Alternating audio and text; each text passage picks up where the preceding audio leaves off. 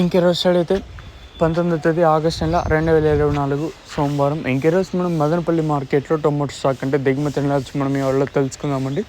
ఎంతో పోల్చుకుంటే దిగుమతి తగ్గిందా లేదా పెరిగిందా వేటని ఎవరో తెలుసుకుందామండి.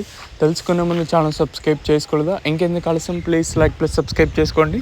ఇంకా మన ఛానల్ సబ్స్క్రైబ్ చేసుకోకుండా అలాగే లైక్ చేయకుండా చూస్తుంటే వెంటనే లైక్ ప్లస్ సబ్స్క్రైబ్ చేసుకోండి. మీ కుడి చేతి పక్కనే సబ్స్క్రైబ్ బటన్ అయితే ఉంటుంది. సో సబ్స్క్రైబ్ చేయడం మర్చిపోద్దండి, అలాగే లైక్ చేయడం మాత్రం మర్చిపోద్దండి. సో ఇంకా ఛానల్ సబ్స్క్రైబ్ చేసుకోకుండా అలాగే లైక్ చేయకుండా చూస్తుంటే వెంటనే లైక్ ప్లస్ సబ్స్క్రైబ్ చేసుకోండి. ఇంకా వీడియో విషయానికి వస్తే తెలిసింది మదనపల్లి మార్కెట్లో సుమారుగా ఒక 29, 30, 32, 33 అయితే ఉంది. దిగుమతుల గురించి మాట్లాడుకోవాల్సి వస్తే మనం ముందుగా టీవీఎస్ మండీలను మొత్తం మాట్లాడుకుంటే పెద్దగా మార్పు అయితే లేదు. సేమ్ నేను షర్ట్లో ఇది కూడా ఎక్కువగానే దిగుమతులు అయితే వచ్చాయండి. అలాగే జీపీఆర్, ఎంఆర్ఎం, భాగ్యలక్ష్మి మండీలను మొత్తం చూసుకున్నా కూడా పెద్దగా మార్పు అయితే లేదు. సేమ్ నేను షర్ట్లో ఎక్కువగానే దిగుమతులు అయితే వచ్చాయి. ఓవరాల్గా ఇక్కడ చూసుకున్నట్టయితే అంటే ఇది ఒక ఫ్లో కంటిన్యూ అవుతుంది.